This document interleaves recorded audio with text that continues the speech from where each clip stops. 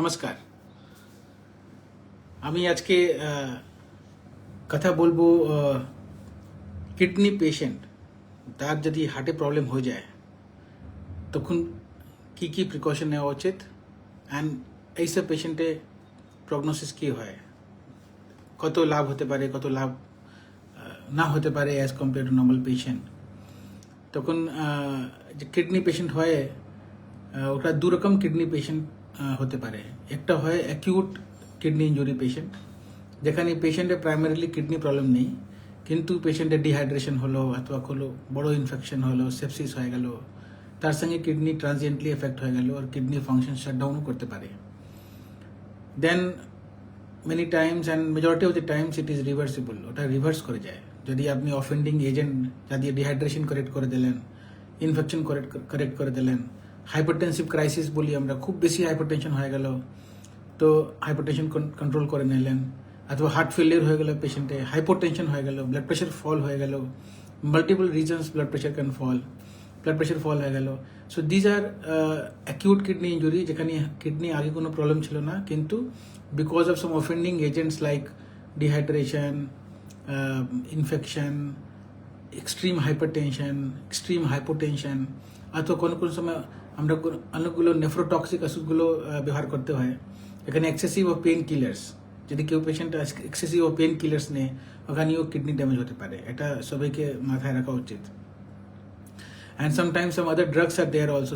Some antibiotics are toxic to kidneys. So that should also be known. কিছু কিছু ওষুধ দিয়েও কিডনি ডিসফাংশন হতে পারে, ট্রানজিয়েন্ট অথবা ক্রনিক সিকেডিও হতে পারে। So these R reversible reasons for kidney diseases. ওখানে যদি অ্যাকিউট কিডনি ইঞ্জুরি হয়েছে, কিছু রিজন আছে, তার মধ্যে যার হার্ট অ্যাটাক হলো, যার হার্টে পেন হচ্ছে, we should try not to intervene. এখন ওই সময় আমরা হার্টে চিকিৎসা একটু ব্যাকসিট মধ্যে চলে যায়। We want the kidney to recover, we want the primary problem to be solved first. তারপরে হার্টে যদি সুযোগ হয় আমরা হার্ট চিকিৎসা করি। কিন্তু যদি কন্ডিশন দেখা যায় কি না, all of a sudden heart এরকম প্রবলেম হয়ে গেছে and that is reversible, heart attack হয়ে গেল অ্যান্ড এটা আমরা যদি অ্যাঞ্জিওপ্লাস্টিতে রিভার্স করতে পারি, খুব বড় সড়ো হার্ট অ্যাটাক যেখানে না করলে পেশেন্ট মারা যাবে, তখন ইমার্জেন্সি সিচুয়েশনে করতেই পারি আমরা হার্টে ইন্টারভেনশন। কিন্তু we don't like and we don't want and we should not be intervening if the cardiac problem is not life threatening in acute kidney injury. Acute kidney injury খুবই বাজে জিনিস, যেখানে আপনার পেশেন্ট যদি ডায়ালিসিসে যায় অ্যাকিউট কিডনি ইঞ্জুরিতে, তখন মৃত্যুর chance খুব বেশি হয়ে যায়। তো অ্যাজ আর্লি এজ পসিবল যে প্রবলেম আছে ওকে ঠিক করে কিডনি রিকভার করলেই ভালো। সেকেন্ড হচ্ছে, আপনি অনেক পেশেন্ট দেখেছেন যে মোস্টলি ডায়াবেটিক পেশেন্টস অথবা লং হাইপারটেনসিভ পেশেন্ট, যাকে খুব ক্রনিক হাইপারটেনশন বলি আমরা, অনেক বছর থেকে ব্লাড প্রেশার আছে, ব্লাড প্রেশার ওষুধ খান, তখন এইসব পেশেন্টের ডায়াবেটিস, ব্লাড হাইপারটেনশন অথবা অনেকগুলো genetic factor, sometimes chronic glomerulonephritis, অথবা অনেক সময় কিডনি ইনফেকশনগুলো অনেক দিন থেকে গিয়ে ক্রনিক কিডনি ডিজিজ করে দেয়। কোনো সময় ওকে আমরা বলি ক্রনিক পাইলোনেফ্রাইটিস, যেখানে ইনফেকশন হয়ে যায়, গ্লোমেরুলোনেফ্রাইটিস, সিজিএন বলি আমরা, সিআইএন বলি আমরা, ক্রনিক ইন্টারস্টিশিয়াল নেফ্রাইটিস, কোনো সময় ইমিউনোলজিক্যাল রিজনস। সেটা so many reasons for chronic kidney disease. Kidney function ধীরে ধীরে ওখানে ড্যামেজ হয়ে কিডনি জিএফআর বলি আমরা, গ্লোমেরুলার ফিল্ট্রেশন রেট, ওটা কমতে শুরু হয়ে যায়। Then this decline is very, it slowly happens and we can see there কি রকম জিএফআর কমেছে, 80 থেকে 70 আসবে, 60 আসবে, 50 আসবে। যখন 15 থেকে কম হয়ে যায় জিএফআর, তখন ডায়ালিসিস করতে হয়। তো এই জিএফআরগুলো অনেক স্লো কিডনি ডিক্লাইন করে ফাংশন, তখন জিএফআর কমতে এরকম হয়। তখন মাঝখানে আপনি বলেন কি আপনার ট্রিটমেন্ট কেন করা যেতে পারে না?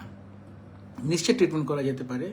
The problem which is leading to kidney disease should be again here targeted, like diabetes কে ভালো করে কন্ট্রোল করে রাখতে হবে, হাইপারটেনশন কে ভালো করে কন্ট্রোল করে রাখতে হবে, ক্রনিক কোনো সময় ওষুধ খেতে হবে না, পেন কিলার টাইপের তো এরকম জিনিস ওষুধ যেখান থেকে কিডনি ইঞ্জুরি হতে পারে, অথবা এনি নোন কিডনি প্রবলেম যেখানে রিভার্সেবল হয় ওখানে কিডনি বায়োপসি করে, যেখানে আমরা কোনো রিজন পাচ্ছি না পেছনে কিডনি খারাপ হয়ে গেছে, কিডনি বায়োপসি হয়, তারপরেও চিকিৎসাও হতে পারে। ইমিউনোলজিক্যাল এসএলডি হয় আর মানে তো ওর ওষুধ আছে, ওষুধ দিয়ে কিডনি ফাংশন খুবই ডিক্লাইন যে হচ্ছে ওকে আমরা থামাতে পারি, অর্থাৎ রিভার্সও একটু হতে পারে। এই যে সিকেডি হচ্ছে কারো যার জিএফআর কমছে, আমি দেখলাম জিএফআর 30 আছে, 40 আছে, এটা নর্মাল নেই। লেস দেন 80 আর less than 60 is chronic kidney disease. So stage 1, 2, 3, 4 এরকম হয়। তো যে পেশেন্টে 30 আছে ও স্টেজ 3-তে আছে, কিডনি ফেলিওর স্টেজ 3। তো এইসব পেশেন্ট যদি আমার কাছে আসলো কিনা আমরা আঞ্জাইনা হচ্ছে, চেস্ট পেন হচ্ছে, বুকে ব্যথা হচ্ছে, হাঁটলেই আমরা কি করতে হবে? তো আমরা এনার ইসিজি ইকো করি, and if we find that পেশেন্টের ইসিজি ইকোতে খুবই সাংঘাতিকভাবে ড্যামেজ হয় নেই ইকোতে হার্ট, আর পেশেন্টের সিমটমগুলো খুব বেশি নেই, এইসব পেশেন্টকে আমরাও as long as possible we want to continue these patients from heart side also on medicine. কেন কি যদি আমরা অ্যাঞ্জিওগ্রাফি করে দেখতে চাই যে হার্টে ব্লকেজ আছে, দেখেন then this contrast can lead to kidney dysfunction, বলি কন্ট্রাস্ট ইন্ডিউসড নেফ্রোপ্যাথি বলি আমরা। So we don't want to do an angiogram in patients who is having stage 2, 3, 4 kidney disease, as long as we can manage them on medical therapy.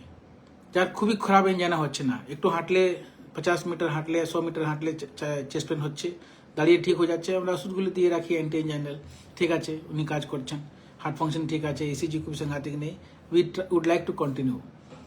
Sometimes this patient stage 2, 3, 4 CKD না heart attack হয়ে গেল, primary angioplasty করতে হবে, then there is no other choice.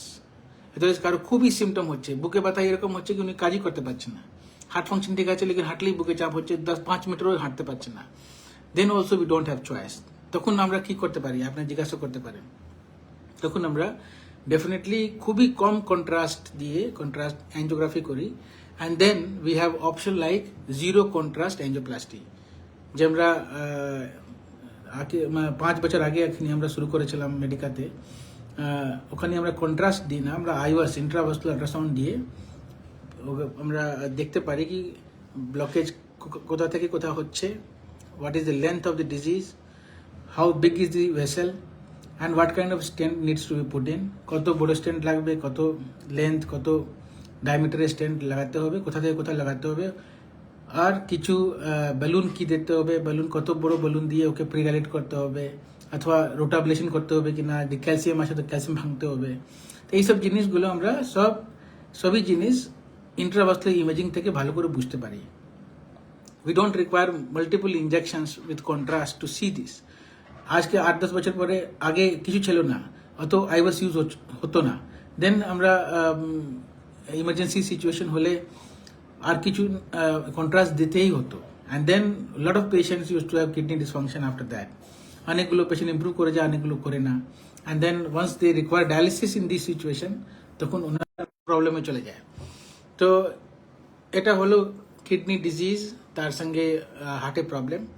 And কিছু কিছু জিনিস আমি আর বলবো এখানে, dehydration is not good for kidney disease, আপনাকে হাইড্রেশন ভালো করে রাখতে হবে। অ্যান্ড সেকেন্ড, যার পেশেন্ট হার্ট ফাংশন কম আছে, তখন আপনি বেশি জল খেয়ে নিলেন, হার্ট ফেলিয়ার হতে পারে, then you have to maintain a balance, then you have to more careful. আপনাকে ওয়েট নিতে হবে, ওয়েট বাড়ছে মিনস আপনার ভলিউম ওভারলোড হচ্ছে, যদি আপনার খুবই ওয়েট কমে যাচ্ছে মানে ডিহাইড্রেট হয়ে যাচ্ছেন আপনি। So this things have to be monitored very closely. Fluid balance is very very important in kidney patients, those who are having heart problem also. তো এটা আজকে আমি এটা কথা বললাম কিডনি ডিজিজে পেশেন্টে হার্টের চিকিৎসা কীভাবে আমরা করি। আর যার পেশেন্টে হার্ট ফাংশন কম আছে আর কিডনি ডিজিজ আছে, অনেকবার এটা হয়ে কার্ডিও রিনাল ডিসফাংশন, হার্টে ফাংশন হচ্ছে না, কার্ডিক আউটপুট ভালো নেই, সেখান থেকে কিডনি ইনভলভ হয়ে যাচ্ছে।